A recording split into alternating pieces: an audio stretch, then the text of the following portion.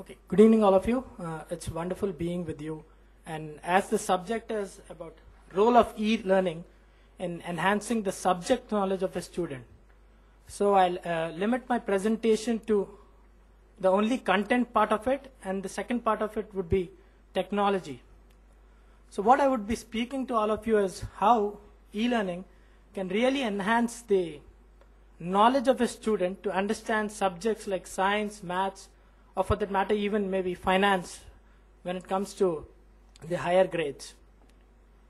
So basically there were a lot of interesting discussions which were happening, which are more in terms of what are the constraints a school or a teacher is facing in terms of using this electronically or digitalized content into the curriculums of the school. Firstly, I would say that like how you have the textbooks, a student can read many textbooks and he can read curriculum specific textbooks. Similar way, e-content or the technology plays a very important role in making a student understand what he is reading and how he can grasp it for long-term retention and from knowledge perspective. So I'll do less of speaking and I'll show you some demos which will make you realize that how content and technology can really impact on education and how it can be effectively used by a teacher. So let me take you to a clip.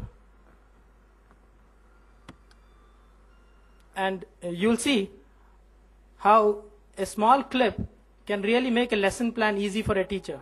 If we are careless while using a knife, we might cut our finger. A zoomed-in view of the damaged area shows that the knife ruptures a blood vessel. This causes immense loss of blood. Inside the artery, we observe the RBCs and platelets, which escape out through the damaged area. The platelets play a very important role in the initiation of blood clotting. The blood platelets release a substance called thromboplastin. In the presence of thromboplastin and calcium ions, the prothrombin present in the blood gets converted into thrombin. This thrombin now catalyzes the conversion of fibrinogen into fibrin. These fibrin travel towards the damaged area. Here, this thread-like fibrin forms a mesh.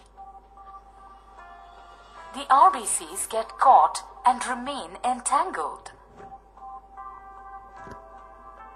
These RBCs and fibrin threads together form the blood clot. This clot manages to plug the gap in the ruptured artery and thus prevents further blood loss. So let me just present my views on this clip which you saw. You just saw that a clip of 1 minute 30 seconds is so powerful and it can help a teacher to explain a lesson plan in a very clear manner. Not only the teacher can use it as a powerful aid to teach a student, the student is more focused and he is more alert and he wants to learn it because he's kind of interested in watching this electronic content. But at the same time, we need to have a uniformity of this content. Like how Simi was bringing out that there's so much of stuff and so much of content available. So it's like a teacher doesn't know how to go about it or maybe pick up the right resources which can be used in a class.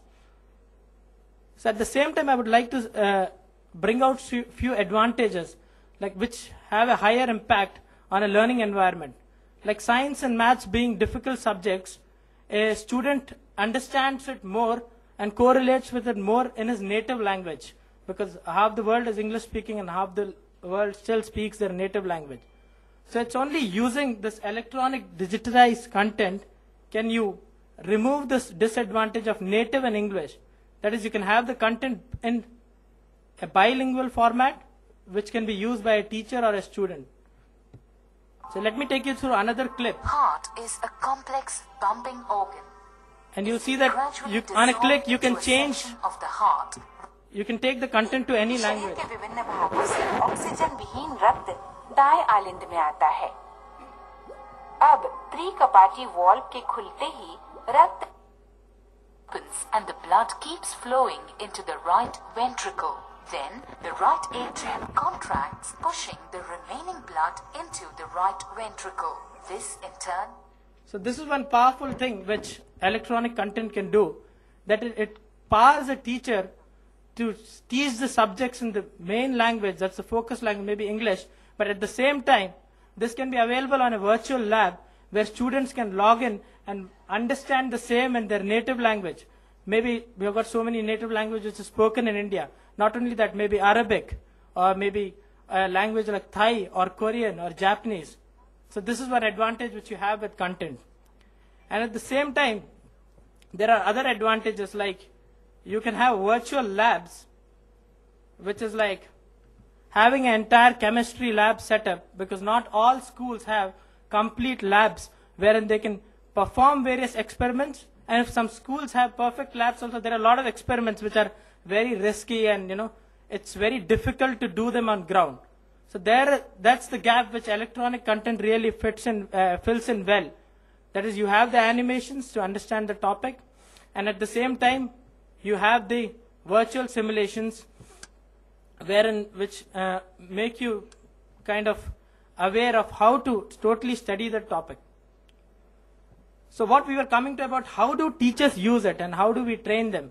So what we need to do is, we need to, as a school, you need to have the content, firstly the best quality of content, but at the same time, the teacher should know where is the repository and how I should use it with which lesson plan.